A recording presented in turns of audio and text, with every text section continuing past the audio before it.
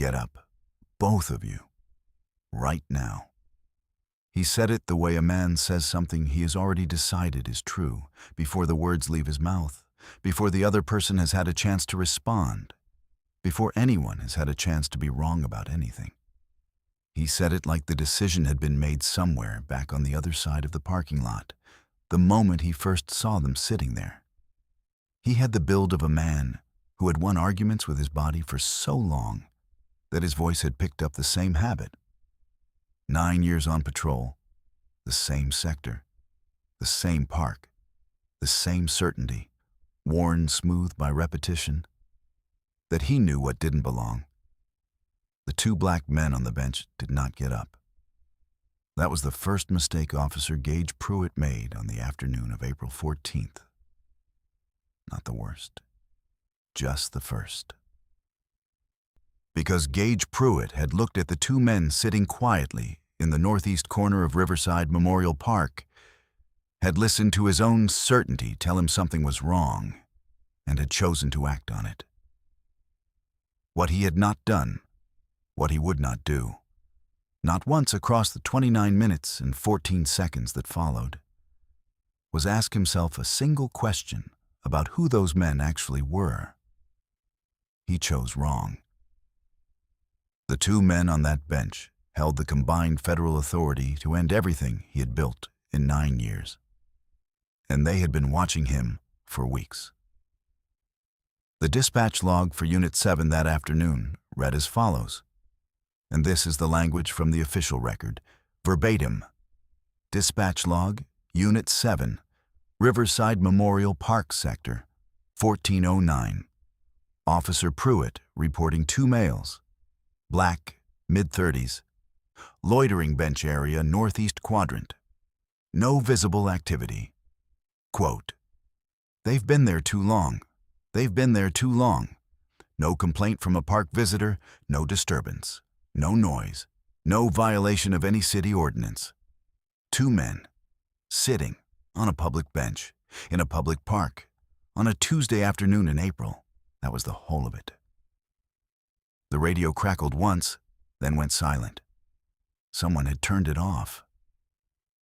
3 days before that Tuesday, Marcus Delray arrived at Riverside Memorial Park at 1:15 in the afternoon and did what he always did when he arrived anywhere for the first time in a day. He stopped at the entrance, looked left, looked right, and made a quiet internal accounting of every exit he could see. Not because he was anxious. Because he had learned, through repetition and through consequence, that the habit of knowing where the exits were was the kind of habit that one day simply kept you alive. He carried a canvas shoulder bag. Inside it, a notebook, black-covered, spiral-bound. 2 black pens, because one was always the backup.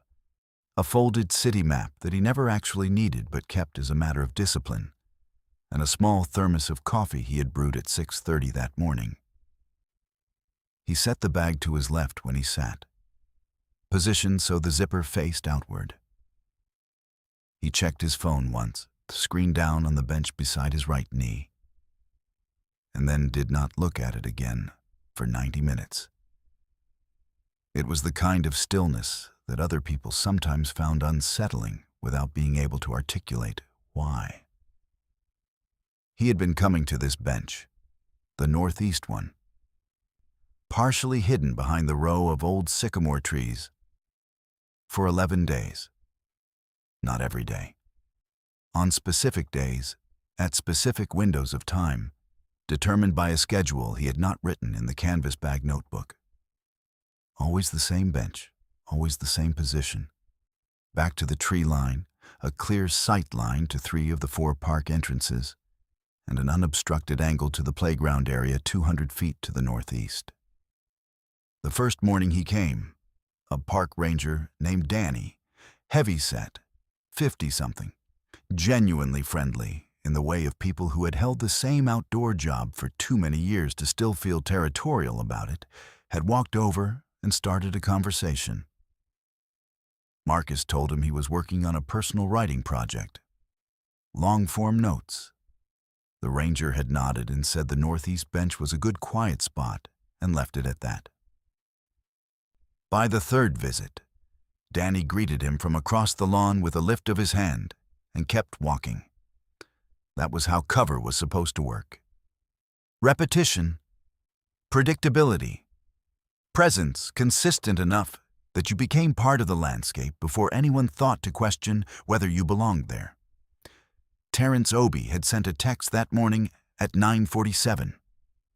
The message read, "Bench at 13:30. Southwest side first, then northeast." Marcus had replied with a single word. "Copy. Not got it. Not okay."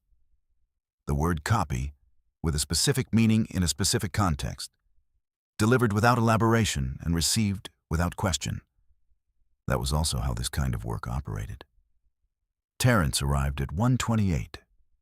He wore a gray button-down with the sleeves rolled to the elbow, dark slacks, and running shoes. The kind of clothes that allowed for either a long walk or a fast one, depending on what the situation required. He sat to Marcus's left, set his water bottle on the armrest, right side, always the right side. Then he opened a folded newspaper, not to read, but to have, because a man reading a newspaper on a bench in a public park is the single most forgettable image in the English-speaking world. They didn't talk much. They didn't need to. Marcus wrote in the notebook. Short lines, not full sentences, something closer to notation. An abbreviated record that would look like personal journaling to anyone who picked it up and would mean something else entirely to anyone who knew the coding system. Terrence turned pages at intervals that had nothing to do with his reading speed. The pages were a prop. His attention was distributed in 3 directions simultaneously, and he had long since learned to keep that distribution invisible. At 1:42, a white cargo van made its second pass through the eastern parking lot. Same van as Thursday, no company markings. License plate partially obscured by a mud stripe that was too even, too consistent to be accidental. Marcus wrote 2 lines. Terrence turned a page without looking up. That was the 3rd day. The second microaggression arrived before the 3rd day. It came on the 2nd visit at around 2 in the afternoon, when Sergeant Lila Dunmore had stopped her patrol vehicle on the path near the northeast entrance, climbed out, and walked toward the bench with the particular gait of someone who had already decided the conversation would be brief. Lila Dunmore had 14 years on the force.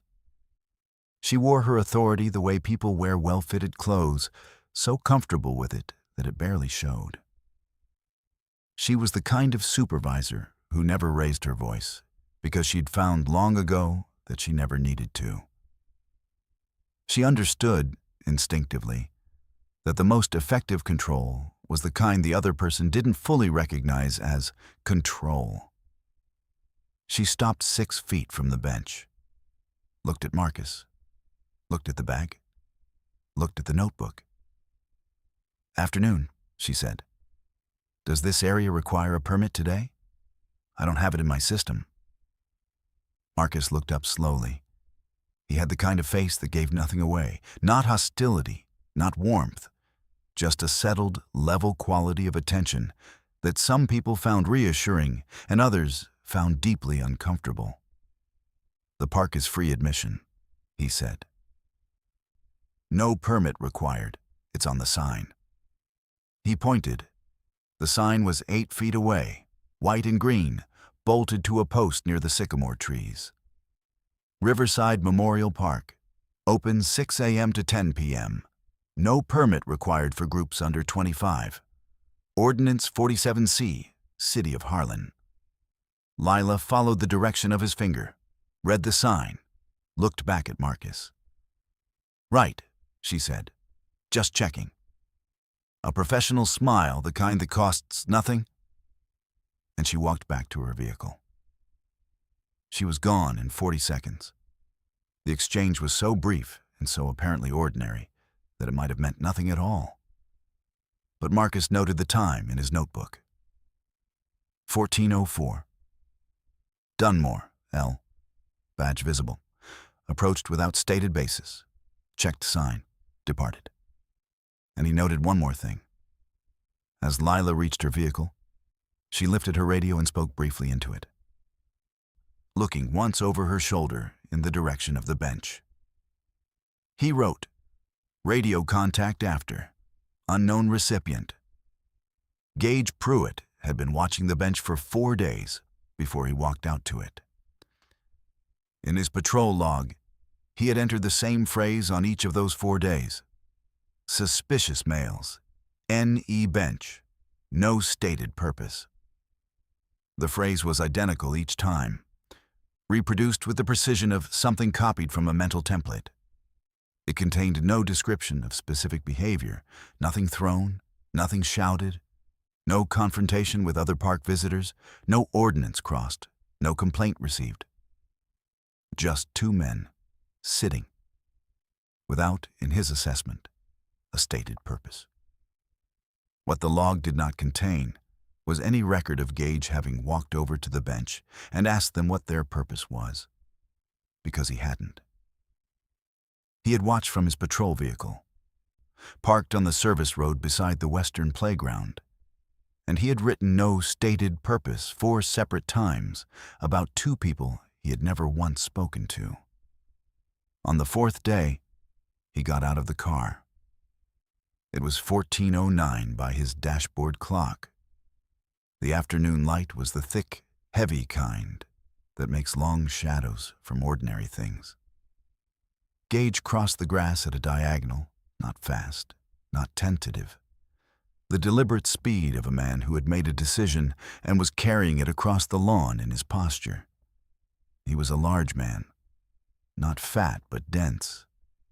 The build of someone who had lifted weights for discipline rather than vanity, and had maintained that discipline past the point where most people gave it up. His thumbs were hooked in his belt, and the radio on his shoulder murmured traffic he barely registered. He covered the distance in 18 seconds. He was 8 feet away when he said it. "Get up, both of you, right now." Marcus did not get up. Neither did Terrence. Marcus looked at Gage with the same level of attention he gave everything else. And he said quietly, "Can I ask why you're approaching us?" The question landed on Gage in a way he hadn't prepared for. Not because it was aggressive, but precisely because it wasn't. It was the most neutral sentence in the English language, and it sat in the space between them like something with weight.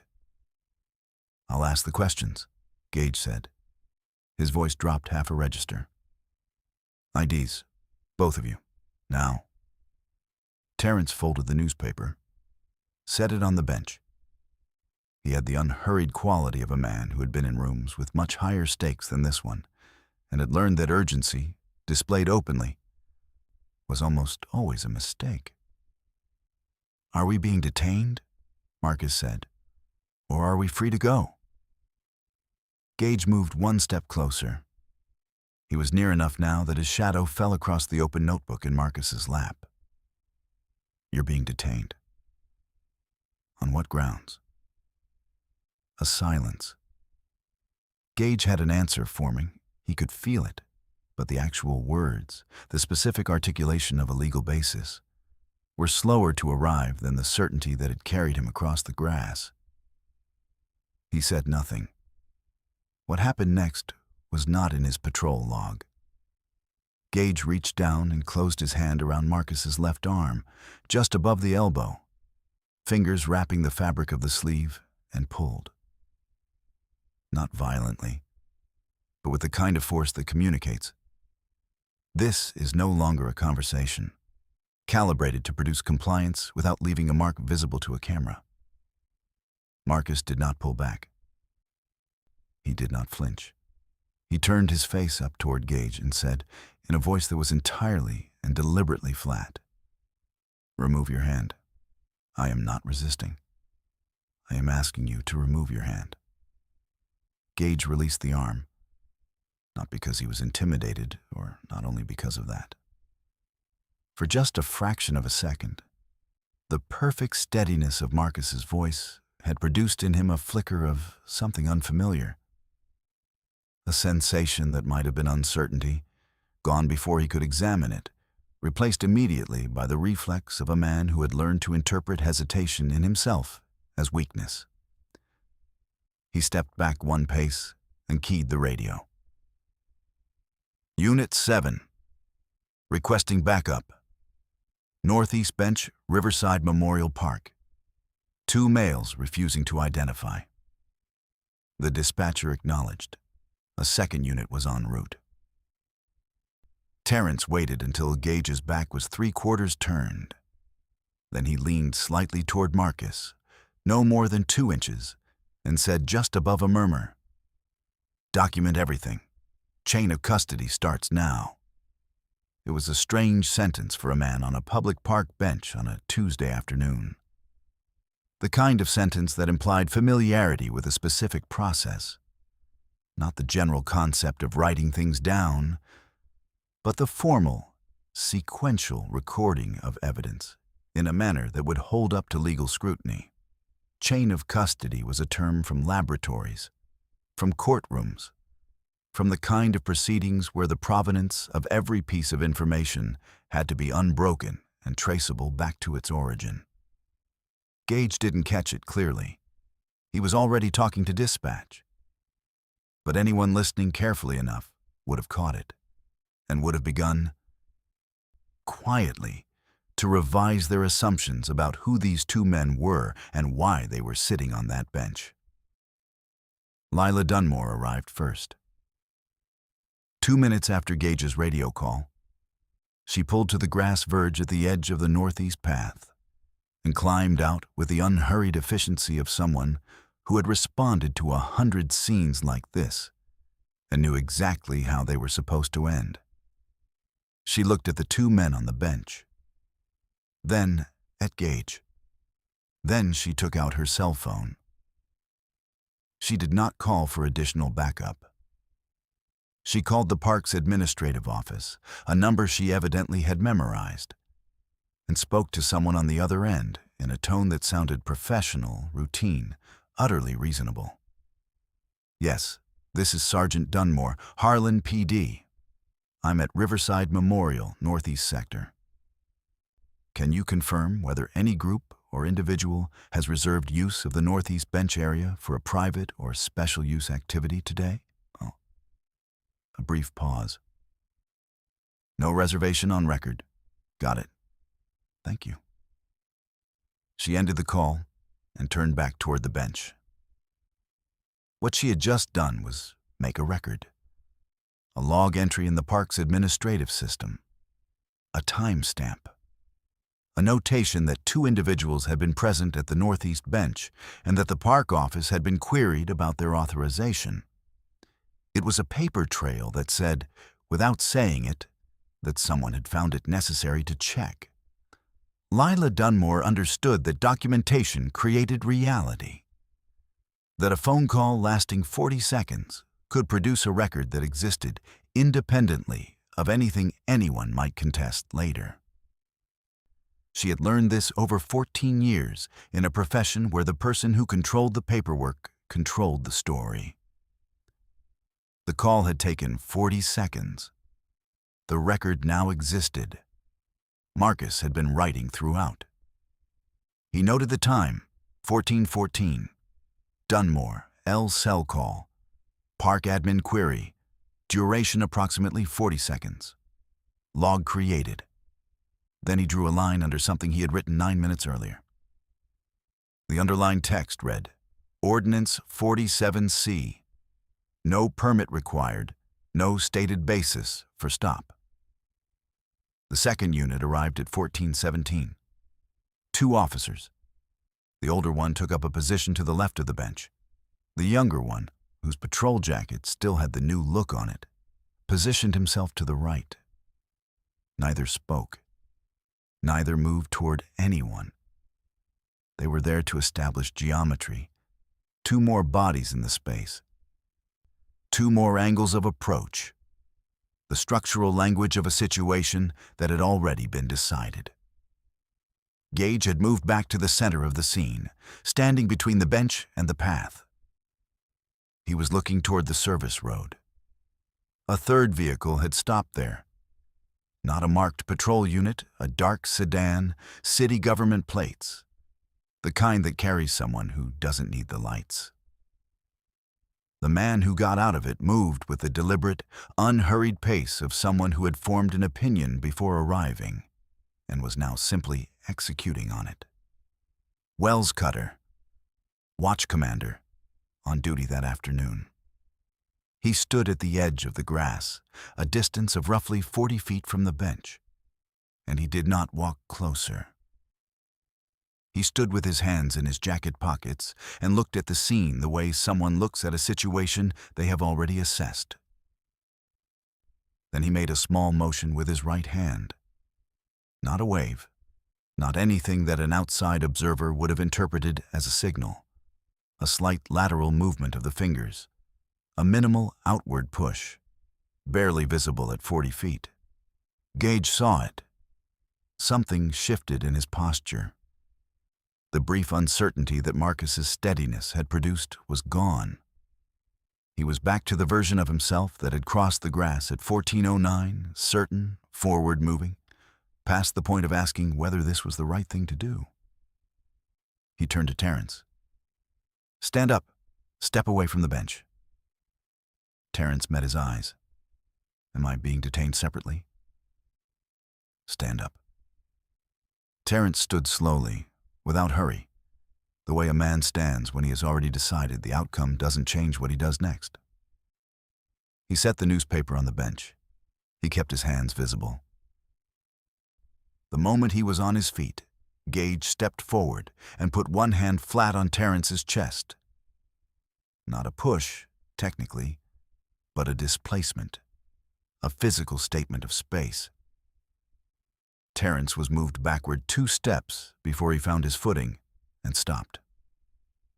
"Don't put your hands on me," Terrence said. His voice had the same quality as Marcus's. Not anger, not fear. Something harder than both, the particular flatness of a person who's not going to give anyone in this scene what they're trying to produce.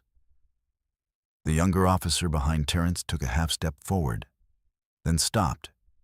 Gage pointed at Terrence. "Stay there. Don't speak." He turned back to Marcus.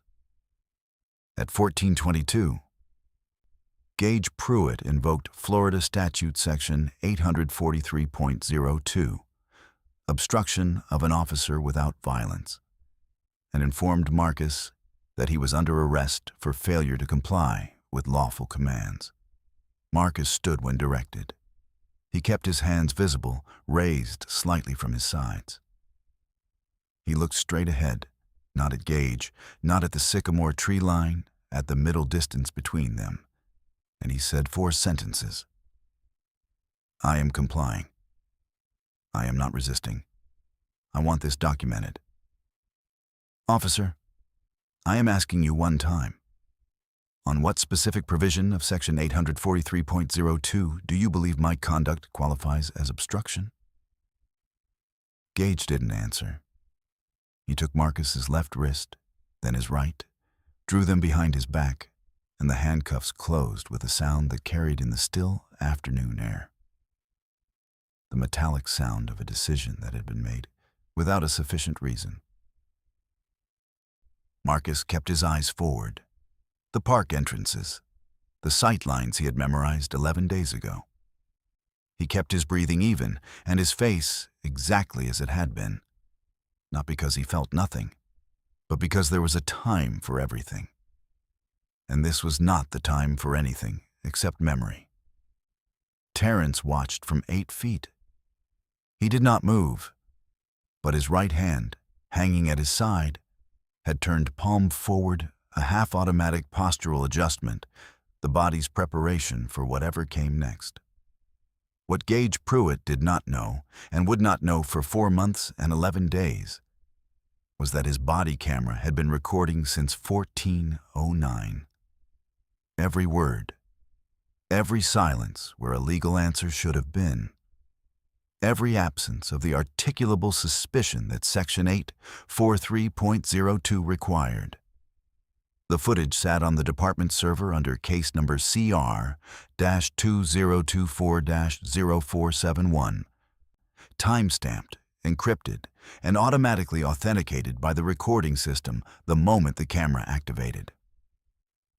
It would not be easy to alter. It would not be easy to lose. And it would be very easy, as it turned out, to forget about. Until someone walked into a room and reminded everyone that it existed. They took Marcus toward the patrol vehicle parked on the grass verge. One of the backup officers walked at his right shoulder, guiding without quite touching. The specific physical grammar of control exercised just below the threshold of what leaves a mark. At the front of the vehicle, moving around the passenger side, the geometry of the three officers' positions briefly converged. A moment where all of their body cameras pointed at slightly different angles, where the sight lines overlapped and created a small blind zone between the camera frame and the vehicle's door frame. The younger officer had one hand on Marcus's collar. The motion was abrupt and directional, a forward pressure that sent Marcus's left shoulder into the door frame, hard enough that the impact was audible. A sound that was not accidental. Marcus exhaled sharply through his nose. He did not make another sound. He did not turn around. He kept his face forward and said audibly, "I am noting that my shoulder has made contact with the vehicle. I am not resisting. This should be on record." The younger officer did not respond. He opened the rear door, guided Marcus into the seat, and closed the door. From across the lawn, Terrence saw it happen. The angle of the approach, the moment of contact, the absence of any pause, any acknowledgement from the officer. He filed it the same way Marcus had been filing things for 11 days, as pure information, retained without display, available for the right venue at the right moment. Then Lila Dunmore positioned herself between Terrence and the direction the vehicle had gone, not blocking him with her hands raised, just with the placement of her body, the angle of her shoulders, the geometry that says this way is closed without saying anything that can be quoted. "You can speak with us over here," she said. "I just have a few questions." "Am I being arrested?" "You're being asked to cooperate." "That's not what I asked." Lila produced the professional smile. Same cost, same offering, same practiced warmth that communicated absolutely nothing about what she actually intended. "We can do this the easy way," she said. "Or we can complicate our afternoon. Your choice." Terrence looked at her for a moment, then at the vehicle pulling onto the path, then at Lila. "I'll answer your questions," he said. He followed her to a picnic table near the eastern path, 40 feet from the bench. She sat across from him, notepad open, digital recorder on the table, indicator light red. Lila asked straightforward questions: name, date of birth, current address, employer, reason for being in the park, frequency of visits, nature of his relationship with the other individual, whether there was any specific purpose for their regular presence in the northeast area. Terrence answered each one. Every answer was accurate. Every answer was exactly as long as the question required, and no filler language, no elaboration beyond what was asked, no phrasing that left any gap a more careful questioner could widen. He corrected one mischaracterization, quietly, without allowing it to become an argument. When Lila described his earlier response to Gage as a refusal, he said simply, "The exchange was a question and an answer. I have it noted." Lila tried twice to introduce a contradiction. The first attempt referenced something Marcus had allegedly said during the initial confrontation, not an accurate quote, just close enough to be plausible, positioned to see whether the two men's accounts would diverge. The second attempt suggested a timeline slightly different from what had occurred, watching for the micro-expression that would tell her whether they'd coordinated a story in advance. There was no micro-expression, no divergence, no hesitation.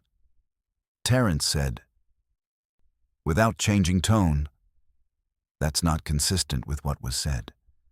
The officer's body camera was recording. If there's a question about the exact sequence, the footage will be the clearest record." Lila set down her pen. She looked at him for a moment with the particular focused attention of someone whose internal picture of a situation is not quite matching the frame they brought. "You seem very calm," she said, "for someone who's being investigated." Terrence held her gaze. "I've been in longer interviews than this," he said. She wrote something in her notepad. Then she stopped, looked at what she had written, looked back at him, and for just a moment, controlled almost immediately, returned to the professional surface almost before it had fully emerged. Something in her expression shifted.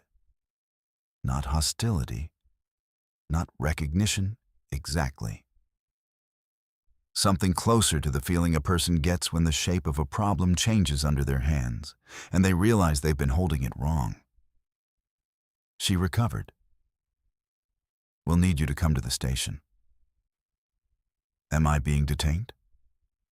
"We're requesting your cooperation." "Then I'll come voluntarily.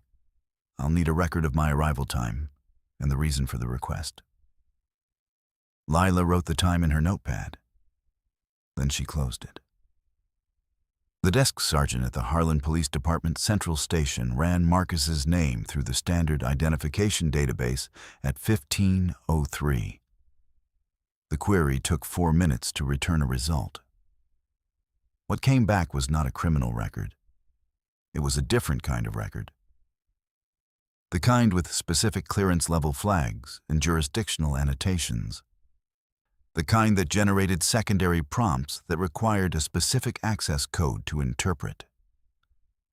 The kind of notation, in other words, that was designed to tell the person looking at it, "Before you proceed, make a phone call." The desk sergeant did not enter the secondary code. He logged Marcus as detained, no charge filed, and began the standard booking intake process. A different officer took the photograph, then the fingerprints, then the property, wallet, phone, keys, the black notebook from the canvas bag, each item logged into a clear property bag with a handwritten inventory. Marcus said, "I'd like to confirm that each item is being logged, for the record." The officer, young, working at the speed of someone who had been told to complete a task and was completing it and had no context for why, nodded and read each item aloud as it went into the bag. The notebook went in last. Marcus watched it disappear behind the intake counter. He noted the inventory number on the property bag. He already had the notebook's contents memorized. At the processing window, a second officer took over the booking paperwork. He was older, past 50, with the practiced impatience of someone who had concluded long ago that the paperwork was a formality, and the conclusion had already been established before the form was filled in. He slid a form through the window. Marcus leaned slightly toward the glass to read the reason for detention printed in the corresponding field. The officer's hand came down flat on the counter between them, not on Marcus, not touching him, but close. A territorial gesture, the language of "don't push." "Sit back," the officer said. Marcus sat back. "You'll get your call when processing is complete." "I understand. I'm asking for an estimated time." "When I'm done." Marcus looked at the form, read the section labeled "Reason for Detention." It read, Obstruction of officer, FS Section 843.02. Failure to comply with lawful commands. He read it twice. He noted the absence of any description of the specific conduct that constituted obstruction. He noted the absence of any reference to which lawful command had been given and what form the non-compliance had taken.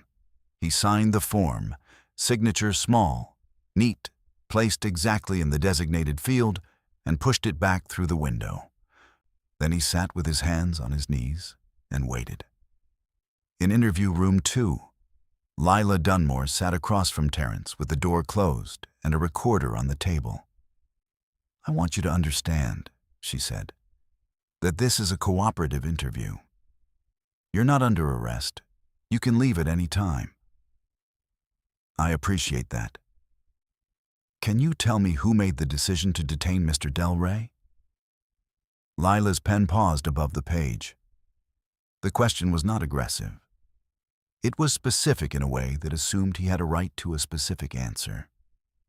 "That's a matter for the officer who made the call," she said. "And who do I contact to file a formal inquiry about the legal basis for the stop?" She wrote something. "I can provide you with the complaint process information at the end of our conversation." "I'd appreciate that. And I'd also like the name and badge number of the officer who initiated the stop and the time of my own arrival at this facility." She wrote again, set the pen down, looked at him across the table. "You do this a lot?" she said. "Ask for documentation?" Terrence held her gaze for a moment without rushing toward an answer. "I do it when it matters," he said. Dorian Vance arrived at the station at 15:44. He was the staff counsel and union representative for the Harlan Police Officers Association, a man who had spent 11 years in institutional corridors, making sure that officers in bad situations came out of them with their careers intact and their pensions untouched. He was thin and precise and moved through police stations the way water moves through a system it has long since mapped, finding the path of least resistance without appearing to choose any path at all. He had already spoken with Gage 4 times since 1407. 3 of those calls had been placed before Gage approached the bench. He set his briefcase on the table in the supervisor's office and opened it. Inside, the draft incident report for case CR-2024-0471, printed and annotated in the margins in red ink. The report was complete, internally consistent, structured to withstand a standard internal affairs review. And it was timed to 14:15, not 14:09. The 6-minute discrepancy was not a clerical error. In a stop like this, an obstruction case with no complaint from a third party, no physical altercation documented, no contraband discovered, the timeline of the officer's approach was the most legally vulnerable element. If Gage approached at 14:09, before any radio traffic had been logged, before any official notation suggested a basis for the contact, the case for reasonable, articulable suspicion was thin. Very thin. Thin enough that a competent civil rights attorney would pull on that thread until the entire fabric came apart. If the approach happened at 14:15, after a radio contact, after something in the record implied a preceding reason, the picture changed. Not dramatically, just enough. 6 minutes. That was the distance between a defensible stop and an 18 U.S.C. Section 242 complaint. Dorian had spent 11 years learning where those 6 minutes lived in any given incident report. He knew exactly how to move them. He read through the draft one final time, made 2 small additions in the margin, and set it on the supervisor's desk.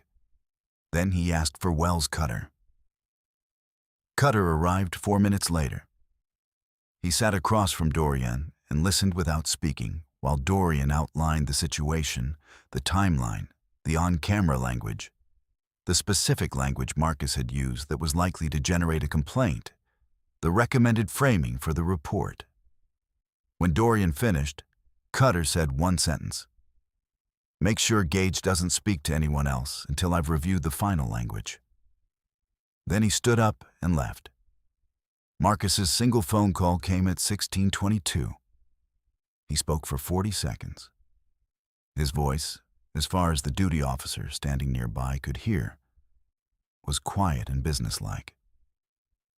He said a name at the beginning. He said a location and a case number. He said the words, "Document this call," and then said thank you and handed the phone back. Then he went back to the holding bench, sat down, and looked at the wall. The paint was off-white, the institutional kind that begins as white and yellows over years without anyone formally deciding to change it. There was a scuff mark at knee height, long and dark, the kind left by the repeated contact of a boot sole. He looked at it for a while, then he closed his eyes. Not to sleep, to reconstruct. The exact sequence of the afternoon, the timestamp on the radio log, the specific language Gage had used invoking Section 843.02, and the specific absence of any answer to the question of what conduct it applied to. The name on Lila's badge. The approximate duration of the park administration phone call. The position of the body cameras on each of the 3 officers during the approach to the vehicle. The angle, the precise angle, at which his shoulder had contacted the door frame. It was all there, ordered and intact. He had been trained to hold information this way, to record internally as if the notebook were unavailable, because sometimes it was. At 16:41, a woman appeared at the front desk. She did not look like a lawyer. She did not look like family. She wore dark slacks and a light blazer, carried a slim leather portfolio, and moved through the station entrance with the particular ease of someone who had been in police stations before, and found them neither frightening nor especially impressive. She told the desk sergeant her name. She said she was there about a person being held and gave the name. The sergeant looked up the name, looked at her, picked up his phone and made a call. She stood at the front desk and waited. She did not check her phone. She stood with her hands at her sides and waited with the quality of someone who does not consider waiting to be an imposition. After 42 minutes, Marcus appeared at the lobby entrance carrying his belongings in a Ziploc property bag. He looked at the woman. She looked at him. "Mr. Delray?" she said. Her voice was low enough that it didn't carry past the 2 of them. "Status?" "Intact," he said. She gave one small nod and turned toward the door. Marcus followed, and as he passed through the entrance, he glanced once back at the duty desk. The officer on duty was already looking away. The logbook was open, a pen moving. He wondered whether what was being written would match the actual sequence of events. He suspected it would not. Later that evening, not at the bench in the park, but at the small wooden bench in his apartment hallway where he always set his bag when he came home, Marcus sat with his shoes still on and opened a different notebook.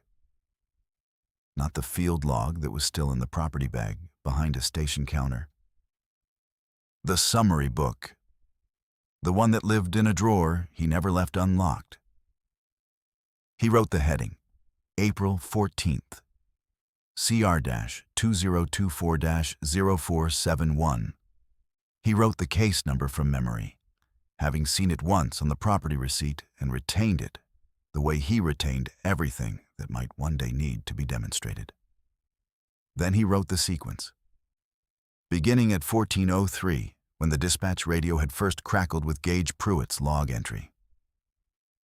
Through 14:09, through the hand on the arm, through the invocation of Section 843.02 at 14:22, with no answer given to the question of specific conduct.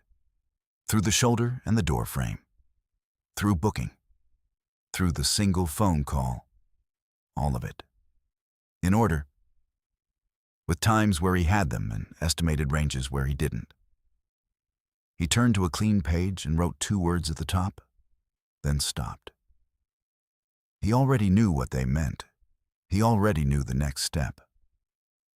Writing it was the habit, and the habit was the discipline, and the discipline had always been, the only thing that had never failed him when everything else got complicated. He closed the summary notebook, set it on the table, went to get a glass of water. Terrence left the station at 17:12, released on the same basis as Marcus, no charges filed, no sufficient basis established for continued detention. He did not take a cab. He walked north 4 blocks, then turned west and walked another 6, until he reached the counter of a diner he had identified 2 weeks earlier as a location where a person could sit for 2 hours without being asked to leave. He ordered coffee and eggs. He ate. He watched the street through the window without appearing to watch it. Then he took out a personal phone, not the one he had used to contact Marcus, and sent a message to a number stored under a first name only. Arrived. Scene documented. Initiating formal chain. Anticipate irregularities in official timeline. Recommend notification up. He set the phone face down on the counter beside his coffee and waited.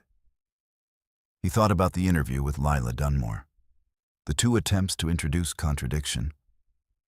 The moment she had stopped writing and just looked at him, that specific recalibrating quality of attention that he had seen before. In other rooms, with other people who had expected a different kind of person and were in the process of discovering they had made an assumption they couldn't afford. She hadn't completed the revision, but she had started it. The phone lit up. A single word. Acknowledged. The official incident report for case CR-2024-0471 was completed by Officer Gage Pruitt and filed at 17:53. It was 4 pages long. It contained a physical description of the location, of the subjects, of the nature of the contact, and the basis for the detention. It characterized Marcus's and Terrence's conduct as non-compliant and obstructive in manner. It contained a sequence of events with timestamps.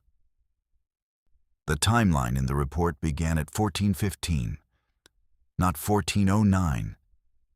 The 6-minute window between when Gage had actually approached the bench, as documented by the body camera's automatic activation, captured in the dispatch log, recorded in the radio traffic system. And when his report said he had made contact, was not flagged by any automatic review function.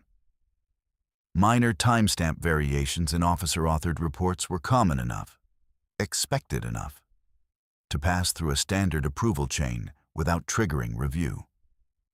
Dorian Vance had explained this to Gage in the supervisor's office that afternoon. Small discrepancies were invisible to any internal process that was not specifically and intentionally looking for them. The report would go to Cutter for signature.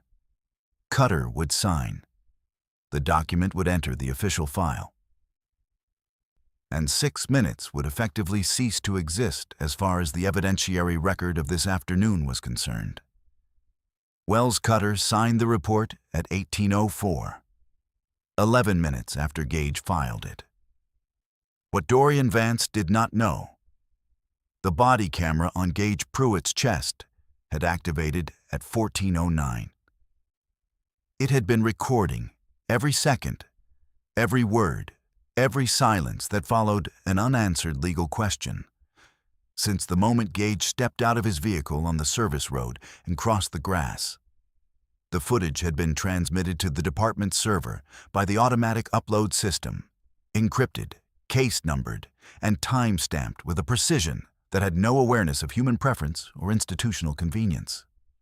Case number CR 2024-0471. Recording Officer Pruitt, G. Duration, 29 minutes and 14 seconds. Starting timestamp, 14:09:03. It was sitting on the server the way things sit when they have no idea they are important. At 17:53 and 12 seconds, 9 seconds after Gage's report was stamped as filed, the department's evidence management system generated an automatic notification to the assigned case folder. Body camera footage uploaded and verified. Case CR-2024-0471. Recording Officer Pruitt, G. Duration, 29 minutes and 14 seconds. Chain of custody, intact. The notification went to a queue checked the following business day. No one looked at it that afternoon. No one at the station that evening had any particular reason to believe the footage said anything different from the report. 3 days after the arrest, a records request arrived at Harlan City Hall addressed to the Records Division. It was submitted by the Harlan Equity Coalition, a civil rights organization that had been monitoring stop-and-contact incidents at Riverside Memorial Park for the past 8 months, long before the events of April 14th. The request was properly formatted and cited Florida's Public Records Law, Chapter 119, Florida Statutes. It asked for all incident reports, patrol logs, and documented officer contacts involving the northeast area of Riverside Memorial Park for the period January 2023 through March 2024. The city had 30 calendar days to respond. The response, when it eventually came, would be 31 words long. Those 31 words would be read aloud in a room much larger and more formal than the northeast corner of Riverside Memorial Park. And everyone in that room would hear them, and no one would be able to say they hadn't. But that was still weeks away. First, there was the matter of an email. At 15:47 on April 14th, 3 minutes after Dorian Vance had arrived at the station, 11 minutes before Wells Cutter signed the incident report, an email was sent from an internal account at the Harlan Police Department server. The recipient field showed W. Cutter. The subject line read, R.E. Bench Situation. The body of the email contained one sentence. Recommend we let this run its course. I.A. won't move fast enough to matter. Below the sentence, in the signature field, 2 initials, S.R. No full name, no title, no department. Just 2 letters at the bottom of a single sentence, sent from an account that was logged automatically in the server's communication records the same way all emails were logged, without judgment.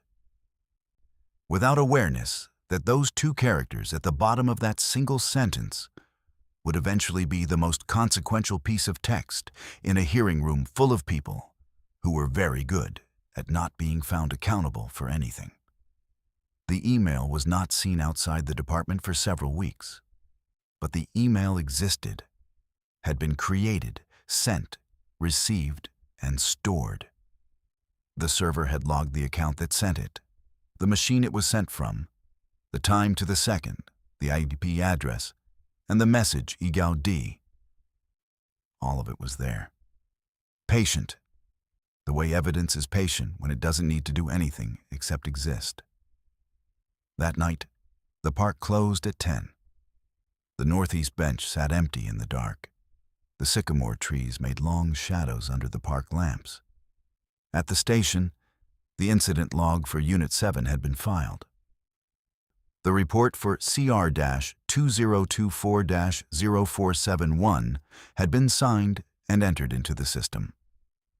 The property bag containing 1 canvas notebook was in a lockable drawer behind the intake counter, inventory number recorded. And on the department's evidence server, a file sat in a folder that 3 people believed contained a recording that started at 14:15. It started at 14:09. 29 minutes and 14 seconds of footage. Audio intact, visual intact. No gaps, no edits, no missing 6 minutes. It had been uploaded, authenticated, and chain of custody sealed automatically, without any human decision to do so. At the moment, Gage Pruitt climbed out of his vehicle and began the 18-second walk across the grass toward 2 men on a bench. In his apartment, Marcus Delray closed the summary notebook, left it on the table, and stood in the kitchen with a glass of water, looking at nothing in particular. He had made one phone call from the holding bench. He already knew that the call had gone through. He already knew that the next step had been initiated. He already knew that the 6-minute discrepancy in the official report would be found, not because he planned to find it himself, but because the systems that would find it were already running, and had been running since long before Gage Pruitt crossed that lawn. He set the glass in the sink, turned off the kitchen light. What was done was done. What came next required a different kind of patience, the kind he had spent years learning to carry without letting it show. He had it. He went to bed. The formal complaint was filed on April 17th, 3 days after the arrest. It was submitted to the Harlan Police Department's Internal Affairs Division on a standard complaint form. 4 pages, black ink, every field completed in the same small, neat handwriting that had signed the property intake form at the booking window. Marcus mailed a second copy to the City of Harlan Office of Professional Standards and a third to the Regional Office of the Florida Department of Law Enforcement. He had requested the complaint forms the day after his release, citing Florida Statute Section 112.533, which required law enforcement agencies to accept and investigate complaints from any person. He did not send an email. He did not call anyone. He printed 3 physical copies, signed each one, and mailed them certified. Return receipt requested. From the post office 6 blocks from his apartment at 9:14 in the morning. Terrence filed a separate complaint at 11:40 on the same day. Different form, same post office. Different handwriting. Terrence's was slightly looser, forward-leaning, but the same precise completeness in every field. 2 complaints, filed simultaneously, through proper channels, citing specific statutory authority. At Harlan PD, the complaint forms entered a processing queue. Under department policy, Internal Affairs was required to acknowledge receipt within 10 business days and initiate a preliminary review within 30. The unit had a staff of 3 investigators, a supervisor, and a backlog of 41 open cases. The clock started running. What no one at the department knew was that a second clock had started running on the afternoon of April 14th, the moment Marcus made his single 40-second phone call from the holding bench. That call had gone to a number that did not appear in any public directory, had been answered within 2 rings, and had set a separate process in motion that moved on a timeline the Harlan Police Department did not control and could not see. The Harlan Equity Coalition received the city's FOIA response on the 28th day of the 30-day window. The documents arrived in a box. 11 incident reports, printed on department letterhead, 11 patrol logs, 11 sets of contact records, each one from the northeast area of Riverside Memorial Park, each one generated between January 2023 and March 2024.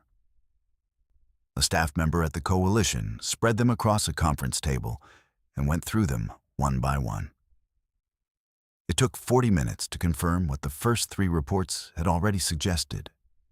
Every single subject was a black male. Ages ranging from 24 to 51.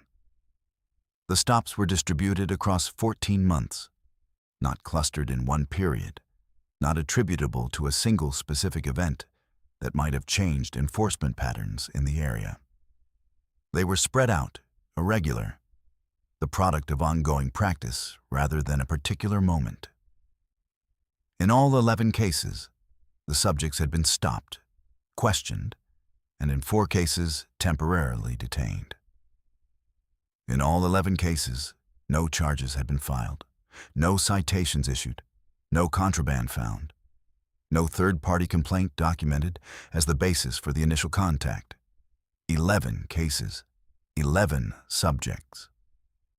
0 legal outcomes. Each case had been closed with the same notation: no further action. The coalition's director, a woman named Beverly Osei, who had worked civil rights law for 22 years before founding the organization, read through the summary twice. Then she called a journalist she had worked with before.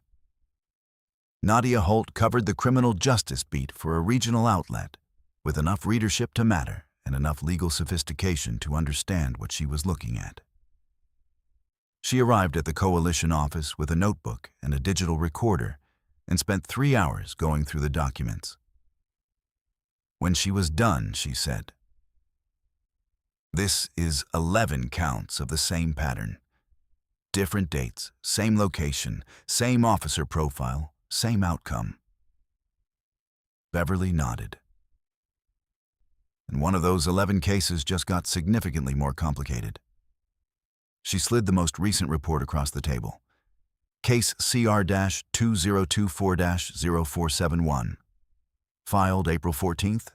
2 subjects. Detained, no charges. Nadia read it. Then she looked up. "This one has a body camera flag." "It does," Beverly said. "We requested the footage under the same FOIA. The department has 15 days to respond." Nadia made a note. Then she made another one. The body camera footage for case CR-2024-0471 was pulled from the department's evidence management server on May 3rd by IT specialist Ramon Vela, badge number 4471, in response to an internal records request generated by the preliminary IA review. Vela downloaded the footage to a department-issued review workstation, logged the download with a chain of custody entry, and watched the first 4 minutes. Then he rewound to the beginning, watched the first 30 seconds again, looked at the timestamp in the corner of the frame. Then he opened the incident report for CR-2024-0471 and looked at the timeline. He spent the next 12 minutes comparing the footage timestamp against the report timestamp, with the methodical patience of someone who worked with evidence all day, and understood that small discrepancies, when they appeared in the wrong places, were not small at all. The footage began at 14:09:03. The report said the contact initiated at 14:15, a difference of 5 minutes and 57 seconds. Vela completed the chain of custody log for the footage, downloaded from department server May 3rd, 2024, reviewed by IT specialist R. Vela, badge 4471. No gaps detected, no edits detected. Metadata intact.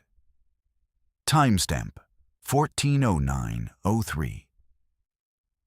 Duration 29 minutes and 14 seconds. Condition unaltered. Chain of custody intact. He filed the log with the IA case folder. Then he sent a separate note to the IA supervisor marked for attention, flagging the timestamp discrepancy. That note sat in the supervisor's inbox for 3 business days before anyone opened it. When someone finally did, they forwarded it immediately to the deputy division head. The preliminary review had just become something else. 3 weeks after the FOIA documents were published in Nadia Holt's article, an article that ran with the headline, 11 stops, 11 black men, 0 charges, a pattern in Riverside Park, and approximately 5 weeks after the IA preliminary review had confirmed the timestamp discrepancy, someone left a manila envelope in the drop box outside the coalition's office on a Friday morning. The envelope contained a single printed page. It was a screenshot of an email, the metadata visible in the header, the message ID intact, the send timestamp showing 15:47:22 on April 14, 2024. The sender field showed a redacted account. Redacted at harlanpd.gov. The recipient was listed as W. Cutter. Subject, RE, bench situation. Body, recommend we let this run its course. IA won't move fast enough to matter. Signature, SR. Beverly O'Say read it twice. Then she called Nadia Holt, who called her editor, who called the outlet's legal counsel, who spent 40 minutes confirming that publishing the document did not expose them to liability before giving the go-ahead. The article ran the following Tuesday. SR, 2 initials, 800 words of context. And a department that now had to explain why a senior official had recommended allowing an internal affairs process to run out the clock on the same afternoon. That process had been initiated by 2 men who had just been unlawfully detained. The department issued a statement calling the email a mischaracterized internal communication taken out of context. The statement did not identify who SR was. It did not explain what context would have made the sentence, IA won't move fast enough to matter, read differently than it read. The coalition filed a supplemental request. The full email thread, the identity of the account that sent the email, the IP address, and any related communications from the same sender on the same date. The department had 30 days to respond.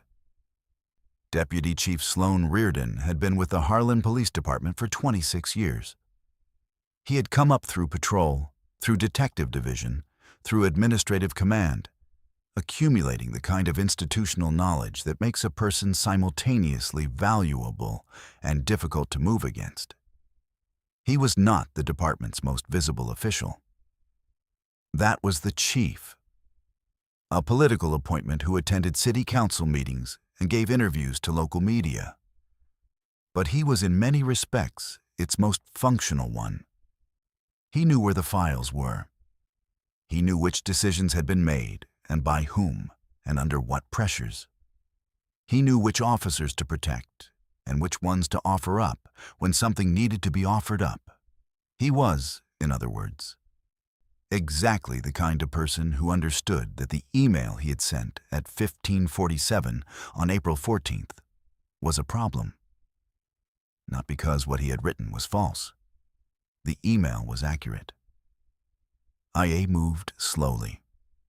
That was a structural fact about the division, documented in the department's own performance reviews. His recommendation to let the process run its course was consistent with how such situations were normally handled. None of that was untrue. What was a problem was the specific timing.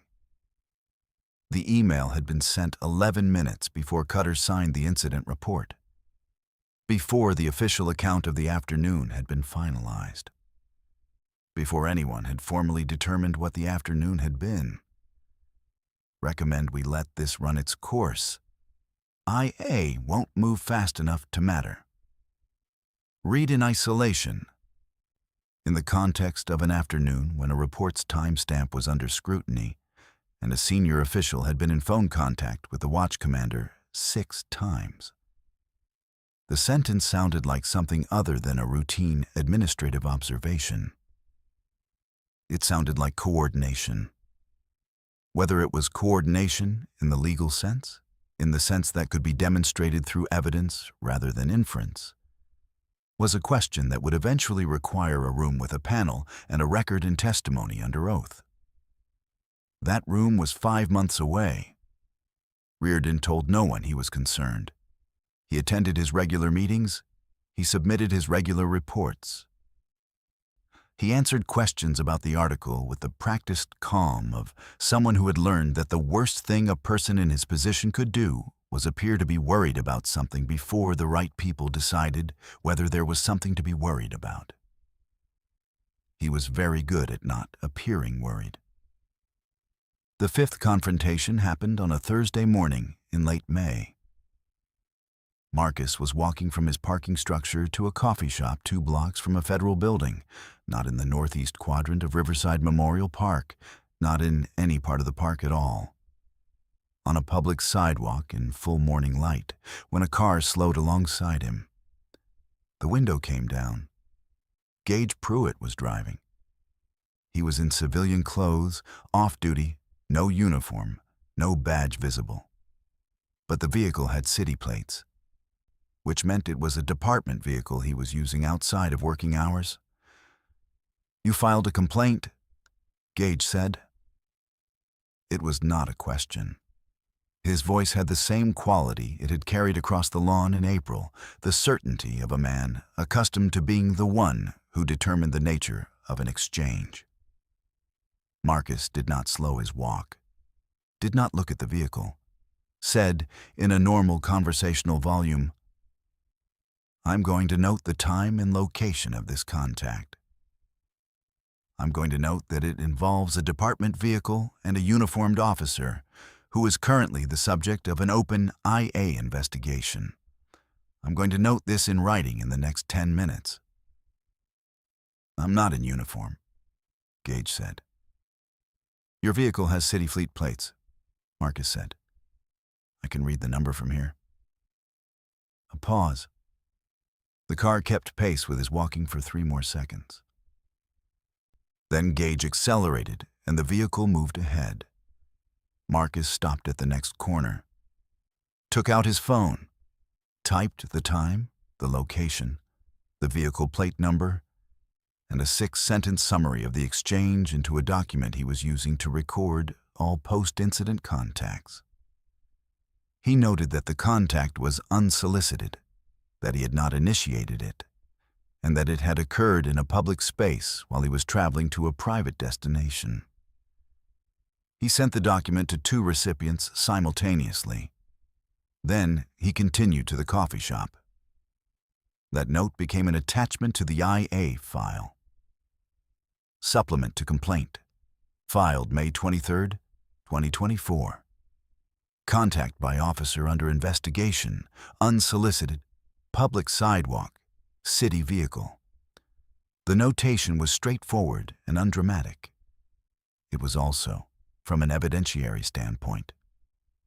Precisely the kind of supplemental material that administrative panels found most useful when assessing whether a pattern of behavior extended beyond the original incident. Internal Affairs, Disciplinary Hearing. Case IA-2024-117 was scheduled for September 9, 2024. The notice went out by certified mail in late August. It listed the hearing type: administrative disciplinary proceeding, non-criminal, governed by the department's collective bargaining agreement and the applicable provisions of Florida Statute Section 112.532. And the subjects: Officer Gage Pruitt, primary respondent; Watch Commander Wells Cutter, secondary respondent; Sergeant Lila Dunmore, tertiary respondent.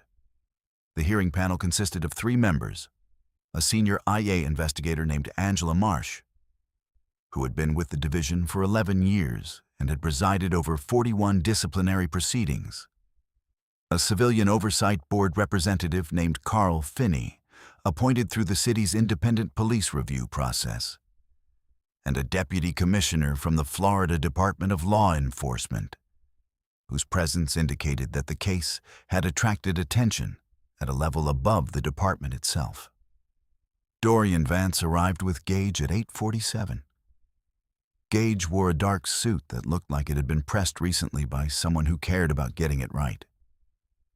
He sat at the respondent's table with his hands flat on the surface and his face arranged into an expression of cooperative readiness that Dorian had almost certainly coached. Dorian set his briefcase on the table. removed a thick folder of documents, and arranged them in a specific order, the order of the arguments he intended to present, which he had refined over 14 days, following the final pre-hearing disclosure. The disclosure had been the problem.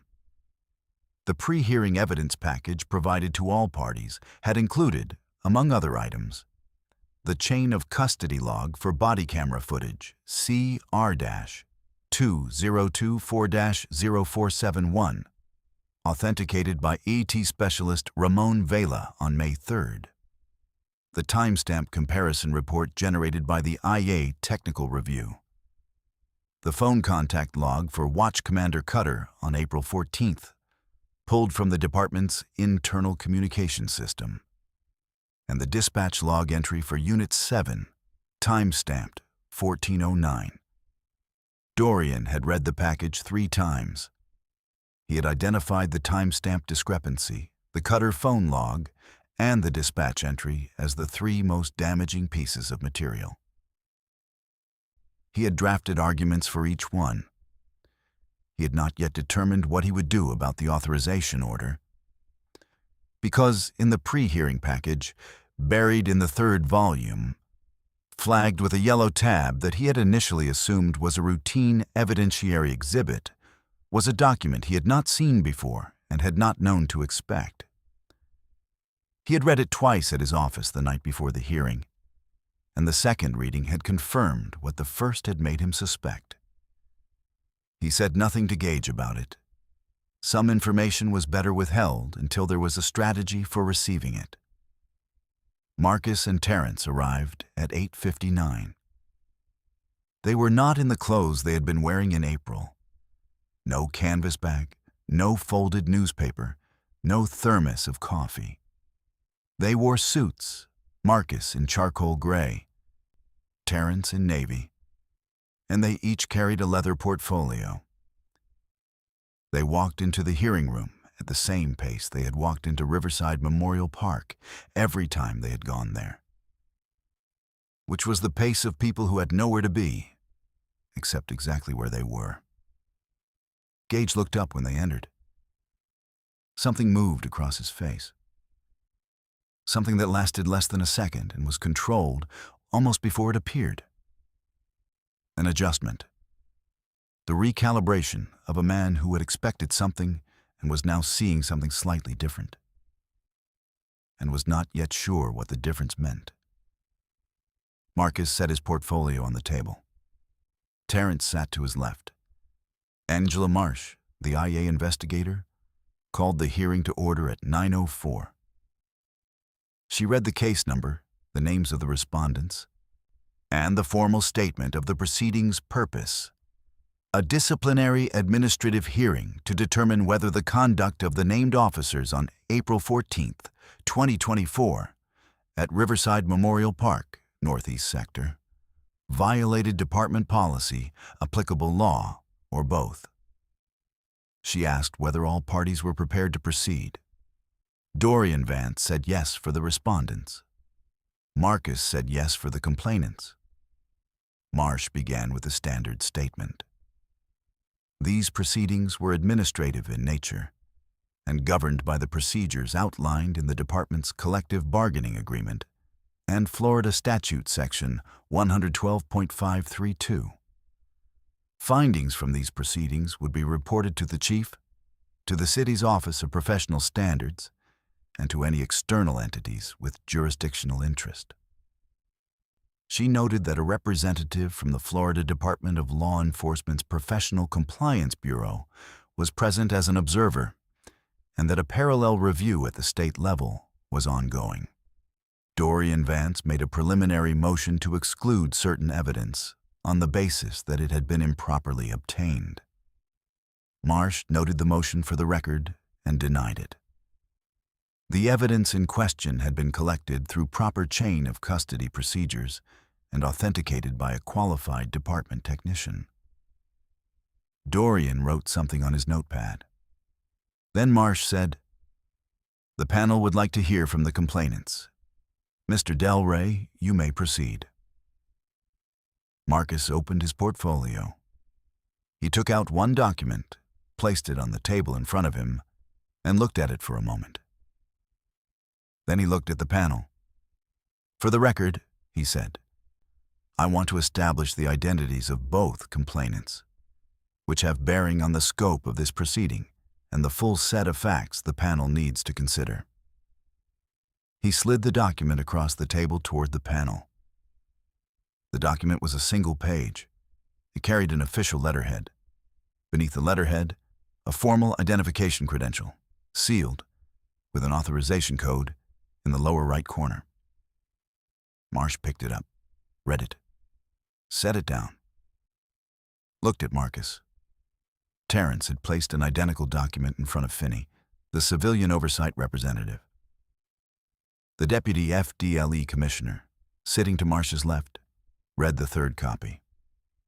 For approximately 4 seconds, no one in the room spoke.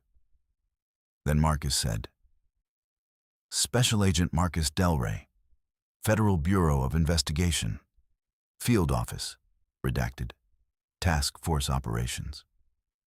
Present alongside Special Agent Terrence Obi, same division."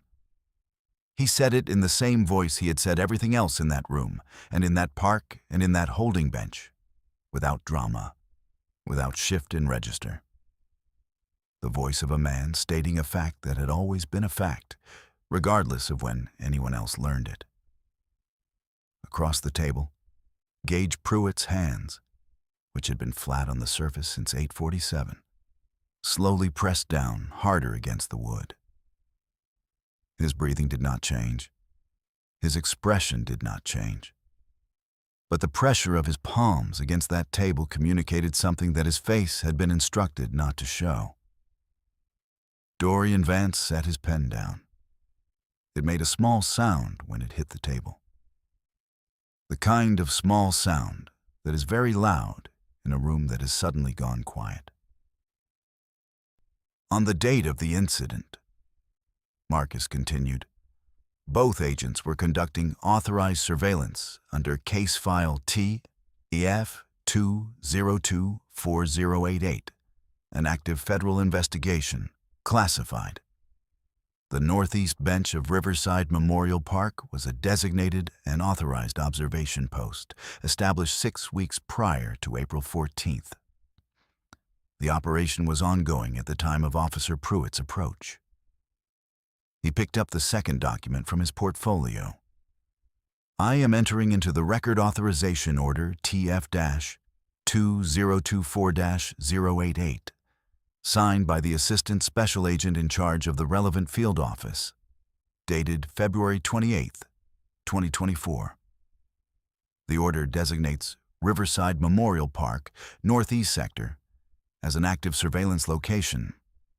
It authorizes the presence of Agents Delray and Obi in that location for the duration of the operation. A copy has been provided to the panel." The authorization order went to the panel. It was 1-page, official letterhead, with 2 signatures at the bottom and a classification stamp in the upper right corner that had been partially declassified for the purposes of this proceeding. In the 6 weeks before the April 14th incident, Marcus and Terrence had been watching a drop location.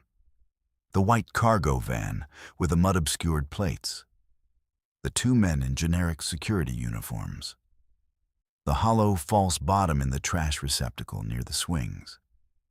A cash for instructions operation tied to a narcotics network that moved through the park's northeast sector on a rotating schedule.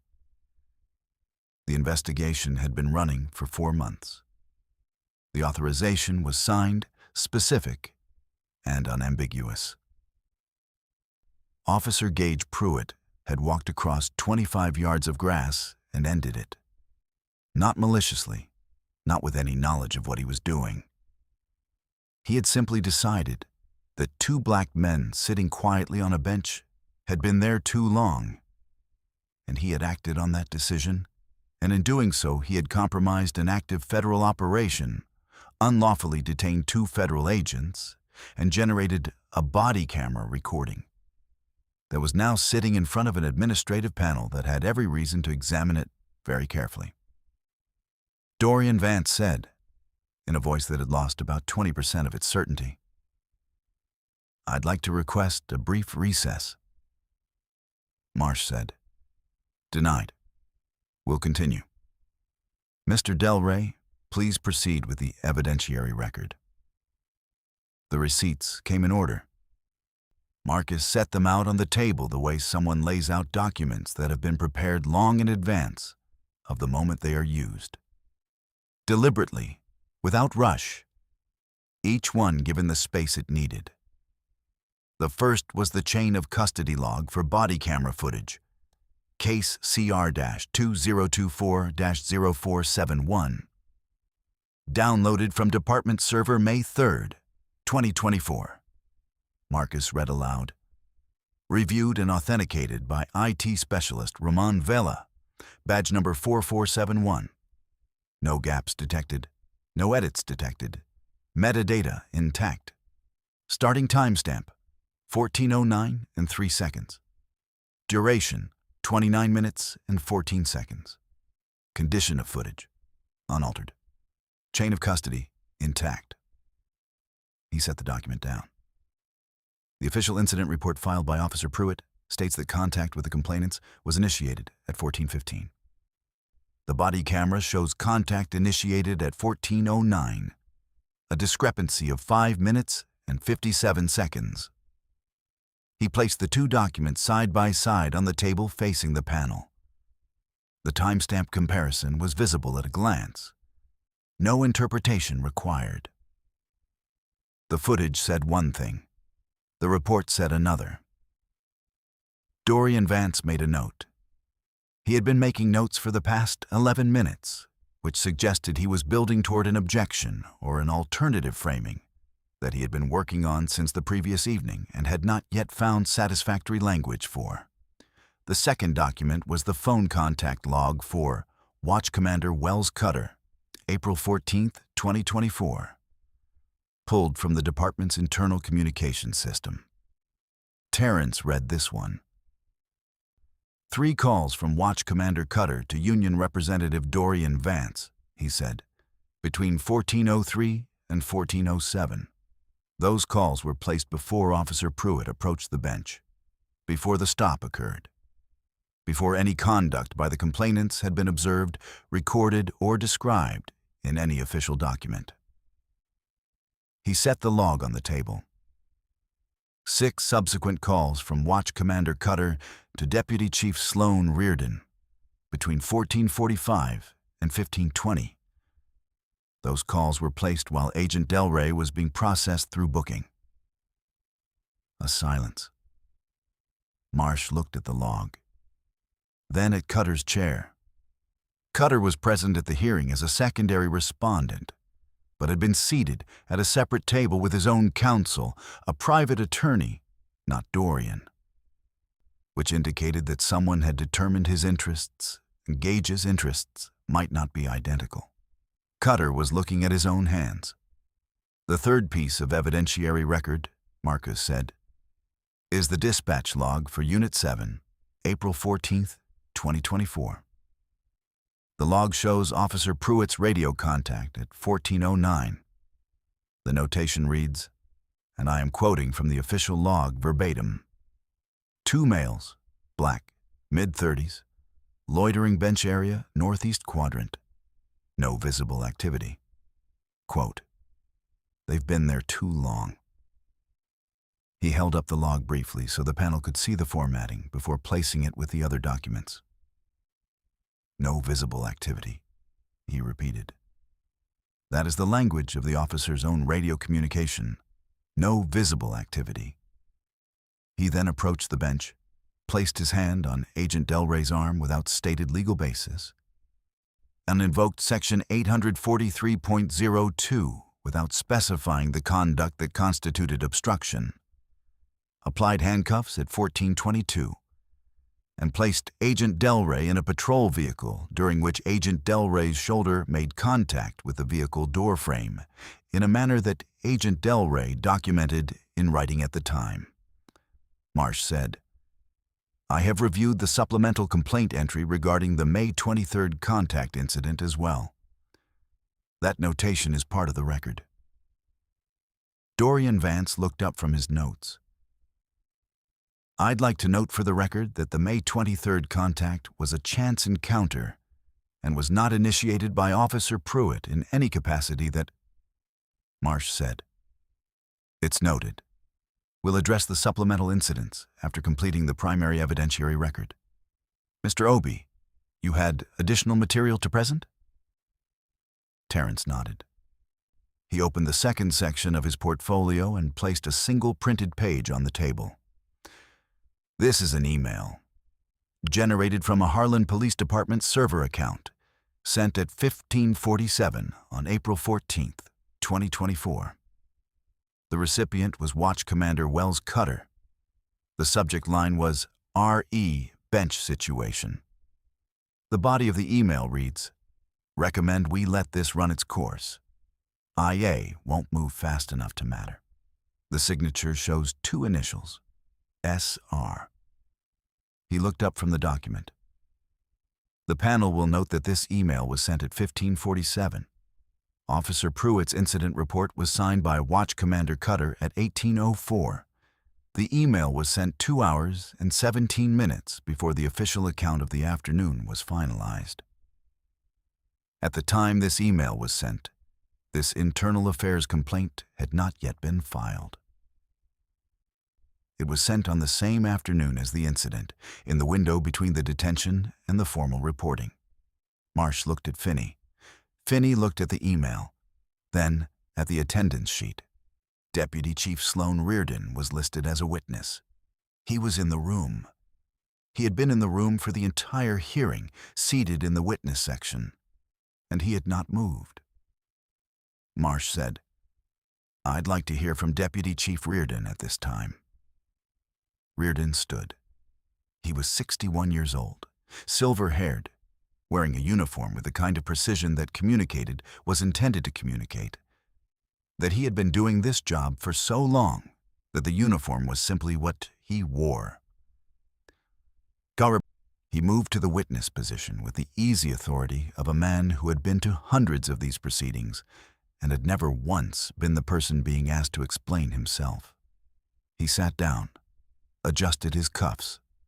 Marsh asked him to state his name and title for the record. He did so.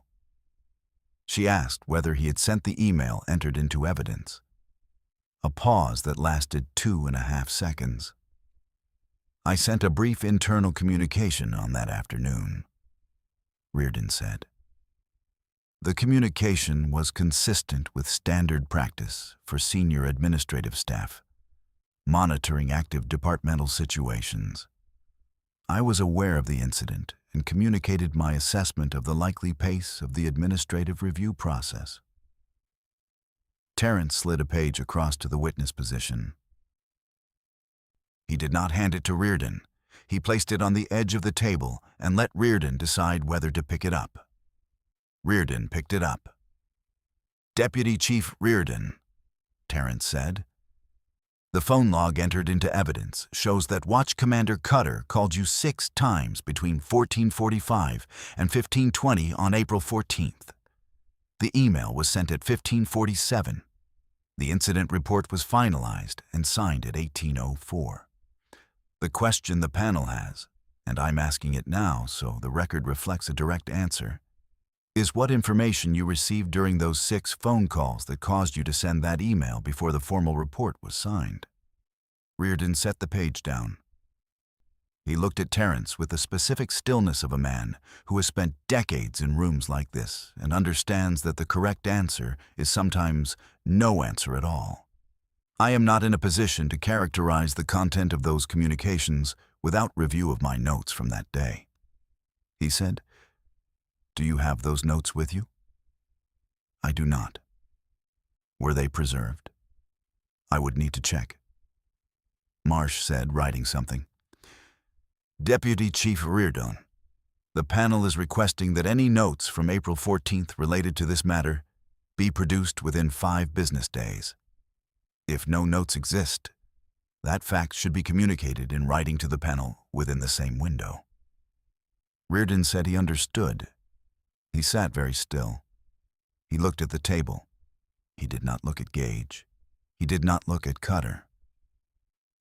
He did not look at the two men in suits sitting at the complainant table with a stack of documents that had, in the past 90 minutes, systematically dismantled everything that had been carefully constructed over the course of an afternoon and an evening and several weeks of careful administrative management. He did not look at them because he had learned over 26 years that the thing a person in his position needed most was the appearance of composure. And composure, at this particular moment, required that he not look directly at the thing that had produced its absence. The panel deliberated for 11 days. The deliberation was not public. The findings, when they came, were delivered in a written report addressed to the Chief, the Office of Professional Standards, the Florida Department of Law Enforcement's Professional Compliance Bureau, and because the case now involved federal interests, a copy was transmitted to the Department of Justice's Civil Rights Division. The preliminary findings were as follows. Officer Gage Pruitt, sustained on 3 counts. First, initiating a stop without reasonable articulable suspicion, in violation of department policy and the Fourth Amendment standards established under Terry v. Ohio, 392 U.S. 1, 1968. Second, invoking Section 843.02 without factual basis, sufficient to support the detention element. Third, filing an incident report containing a material timestamp inaccuracy that the panel found could not be attributed to clerical error, given the specific nature of the discrepancy and the surrounding evidence. Recommended action: suspension without pay, pending the outcome of a secondary criminal review to determine whether the conduct met the threshold for prosecution under 18 U.S.C. Section 242. Deprivation of rights under color of law. That was the federal statute. Real, specific, carrying a maximum of 1 year for a first offense, up to 10 years if bodily injury resulted. Whether the shoulder and door frame contact constituted bodily injury under that statute was a question the criminal section of the Civil Rights Division would need to assess.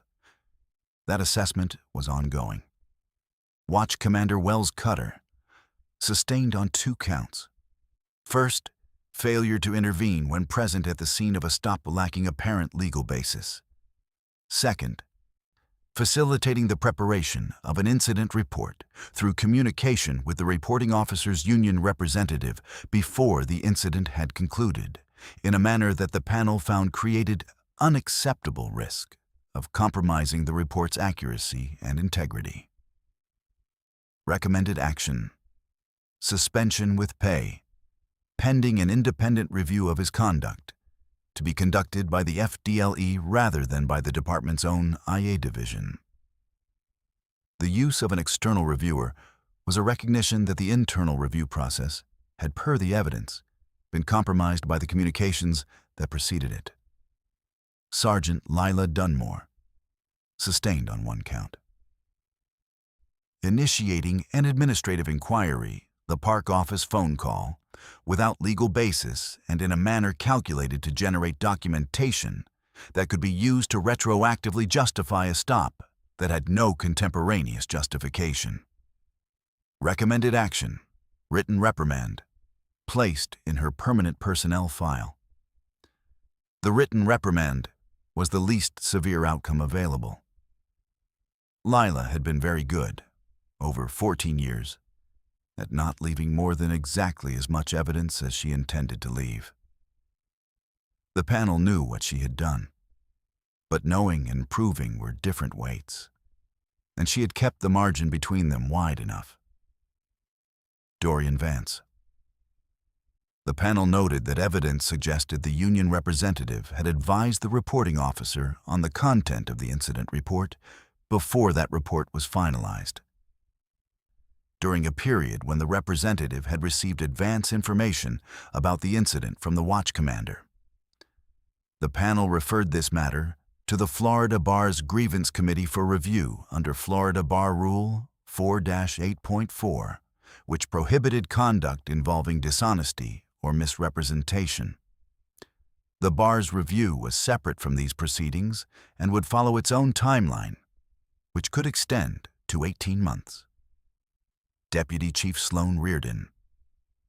The panel found the email and the phone log records troubling and noted that no satisfactory explanation had been provided for either. The panel also noted that the failure to preserve notes from April 14th, communicated in writing 4 days after the hearing, was itself a record management concern under department policy. Recommended action: formal review by the Office of Professional Standards, with findings to be reported to the chief within 60 days. Not suspended, not cleared. Under review. The particular administrative purgatory reserved for people senior enough that moving against them required more preparation than the current record supported, and careful enough that the current record was not quite what it would have needed to be. The review would take time. Time was something the system had in abundance.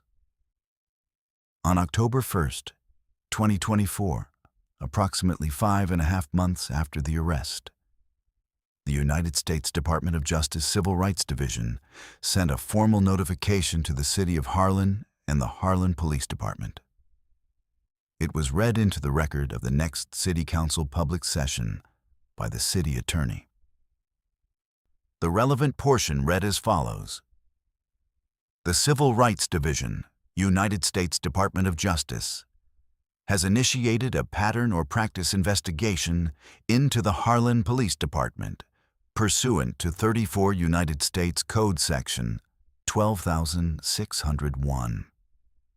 The investigation will examine, among other matters, the department's stop and identify enforcement patterns, racial demographic data in documented contacts and detentions, and the adequacy of supervisory review processes as they relate to officer conduct in public spaces.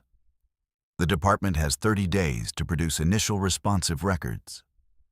A federal compliance monitor will be appointed to oversee the department's cooperation with the investigation for a period not to exceed 18 months, pending findings. 34 U.S.C. Section 12,601 was the federal statute, the Violent Crime Control and Law Enforcement Act provision, that authorized the DOJ to investigate law enforcement agencies engaged in a pattern or practice of violating constitutional rights. It was not a criminal indictment. It was an investigation. The distinction mattered because investigations took time, produced recommendations, and sometimes resulted in consent decrees. Formal agreements between the department and the federal government that specified required reforms and established enforcement mechanisms if those reforms were not implemented. Consent decrees were hard to avoid. They were also hard to enforce. But they existed in the public record, and once they existed, they were very difficult to pretend hadn't happened.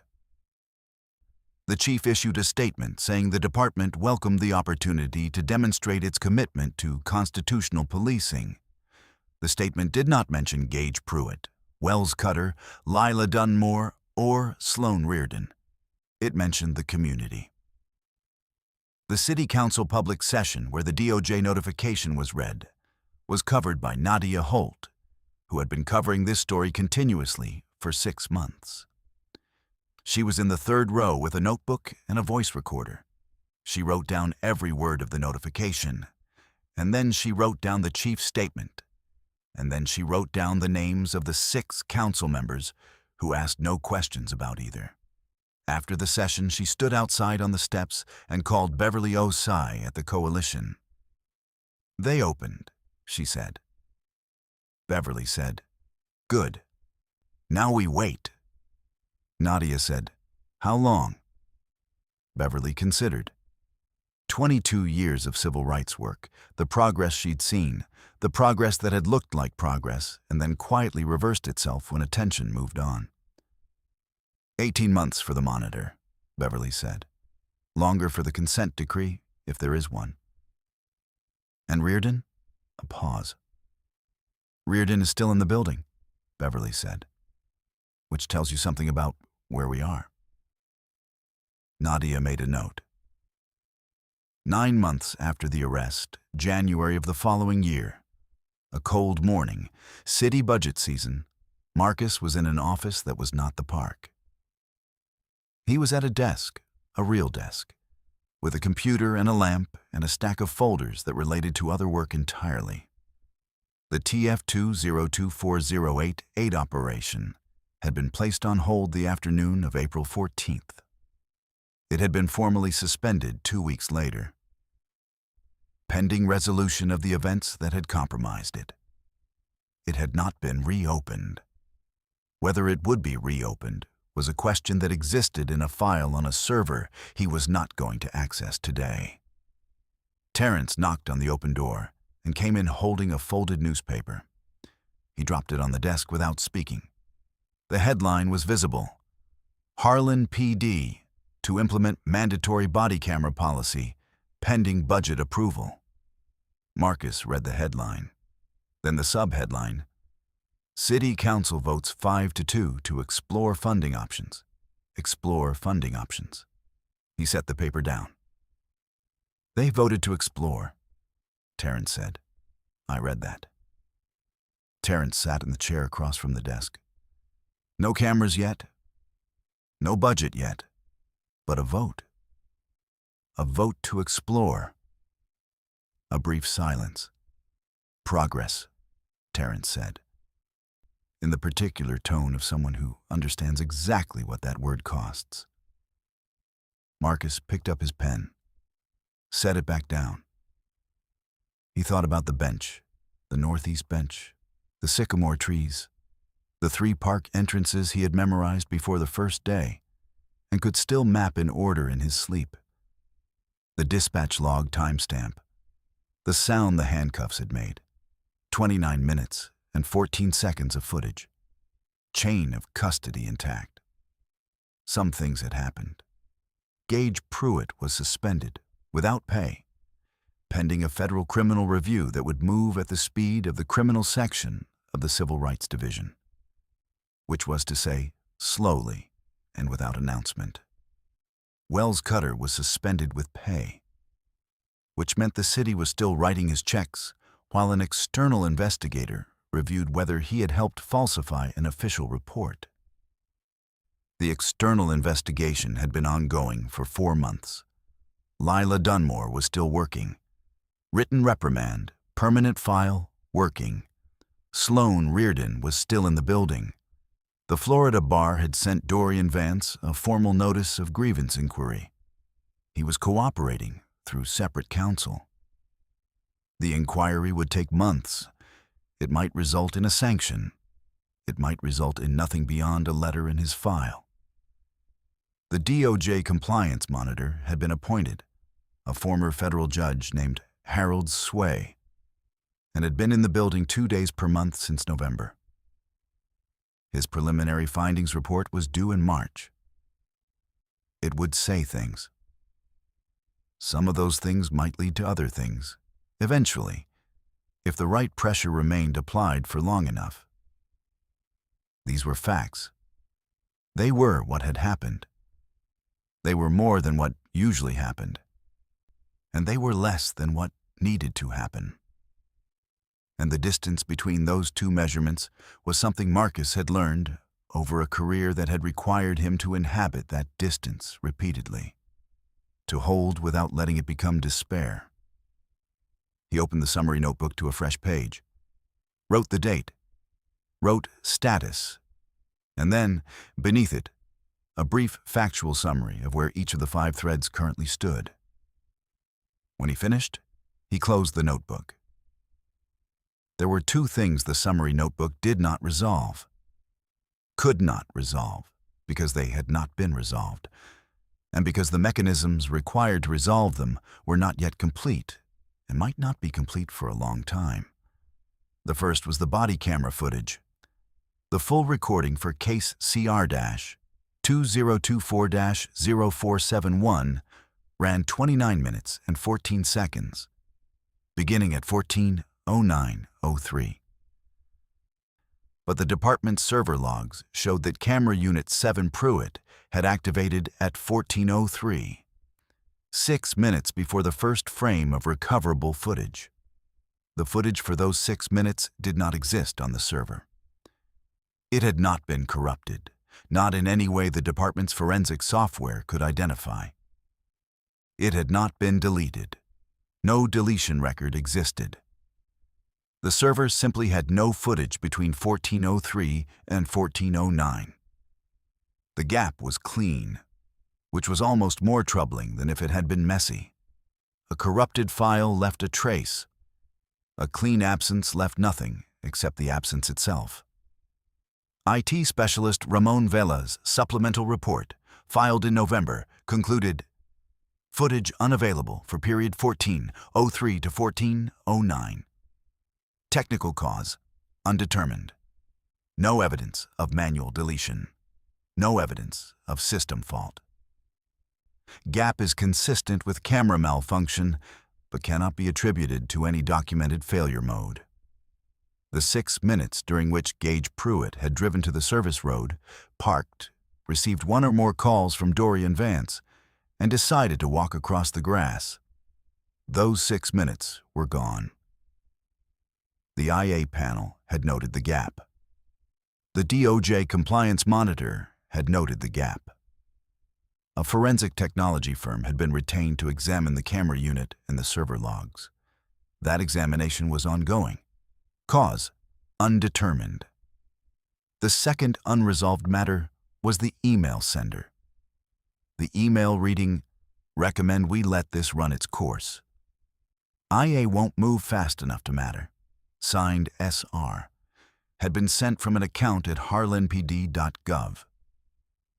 The account's identity had been redacted in the documents produced to the coalition under the FOIA request, on the grounds that identifying the specific email address constituted disclosure of personnel information requiring a privacy exemption.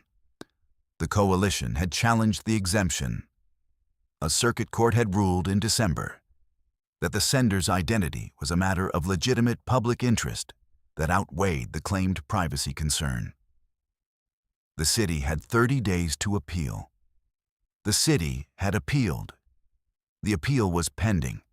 Sloan Reardon had not been named publicly as the owner of the SR initials. The department's formal response to every inquiry on the subject was that it could not confirm or deny personnel information that was the subject of an ongoing legal dispute. His identity was a conclusion that every person who had read the hearing record and the phone logs had reached independently. But conclusion was not the same as confirmation. And confirmation required a court to say what the city had declined to say. That court process had at least 6 months left in it, possibly more. SR was still in the building, under review. Marcus received the envelope in late January. It arrived in the mail delivered to his apartment, not his office, not a department address. His home address, which was not publicly listed and which required a specific kind of effort to locate. The envelope was standard letter size, white, with a City of Harlan postmark. No return address. His name and address printed by hand in careful, upright letters that gave nothing away about the writer's identity. He set it on the kitchen table without opening it. He looked at it for a while. He considered what it might be. A threat, possible, but the postmark was city. And a person sophisticated enough to use a city postmark for a threat was sophisticated enough to know it would be traced. An attempt at contact, from whom and toward what end, he couldn't determine from the outside. Something else entirely. He went to the kitchen. made coffee, came back. The envelope was still there. Terrence came by at noon, and they reviewed a document together that had nothing to do with April 14th or Riverside Memorial Park or any of it. When Terrence was about to leave, his eyes landed on the envelope on the table. He looked at it, looked at Marcus. "You're going to open it eventually," Terrence said. "I know. You want me to leave? I'll call you." Terrence left. Marcus sat at the table with his coffee and looked at the envelope. In the lower left corner, barely visible against the white of the paper, not printed, not typed, but pressed into the envelope's surface with a pen held at an angle, as though the writer had almost committed it and then chosen not to, and then committed it anyway, were 2 letters, written by hand. S.R. The coffee cooled. The morning light moved across the table in the slow way it moved in winter, angling lower and longer until it reached the envelope and stopped there, illuminating the 2 letters and the careful handwriting above them and the city postmark that said someone had stood at a post office or a mail drop and chosen, for reasons Marcus did not yet know, to send this. Whatever was inside the envelope, it had been sent to his home address by someone who knew where he lived and had not wanted anyone else to know they were sending it. He set his coffee cup down, looked at the envelope for another moment, picked it up, did not open it, set it back down. Some things required a certain kind of readiness.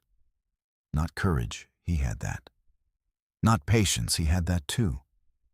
Something more specific, the readiness of a person who understands that the next piece of information may change the shape of everything that has come before it, and who needs to be certain, before looking, that they are prepared for whatever shape that is.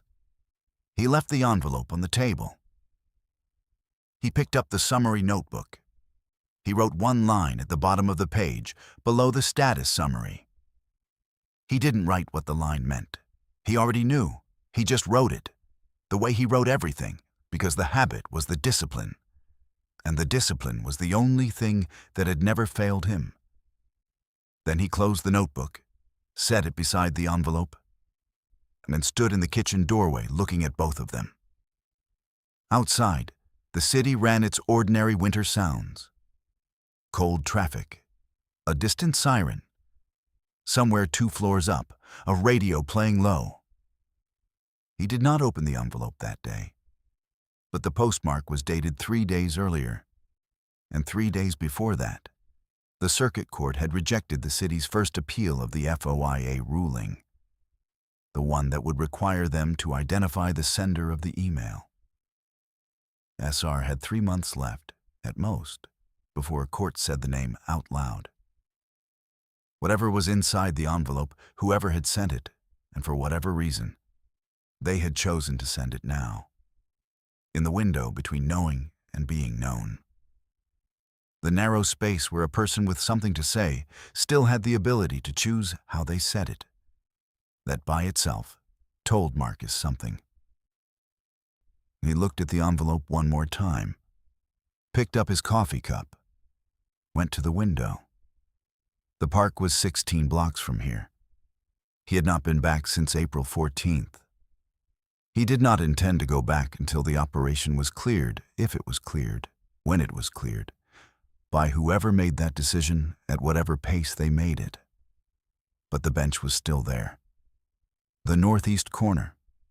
The sycamore trees making their shade, season by season, over a piece of ground that was a public park and had been a federal observation post, and was now, for the moment, simply itself. An empty bench at the edge of a city that had produced a dispatch log and a body camera and a 6-minute gap and 2 initials that someone had pressed lightly into the corner of an envelope and sent to an address they had found through channels that would take time to trace. All of it was still running. The envelope sat on the table behind him, patient. The way evidence was always patient when it didn't need to do anything except exist and wait for the right room. What the investigation eventually established: 11 officers had filed contact reports in that park sector over 14 months. 3 of those reports were later found to have timestamp inconsistencies consistent with the pattern in CR-2024-0471. The name of the person who sent the SR email was confirmed by court order in March. By the time the confirmation came, the envelope on Marcus Delray's kitchen table had been opened, its contents photographed, logged, and placed into a case file that bore a different number than the one on the body camera recording, a newer number, a broader scope. The bench in the northeast corner of Riverside Memorial Park is still there. The compliance monitor's preliminary report described the stop and identify pattern as, quote, statistically significant and warranting remediation. Warrant, not certainty, not conclusion, warrant, pending budget approval.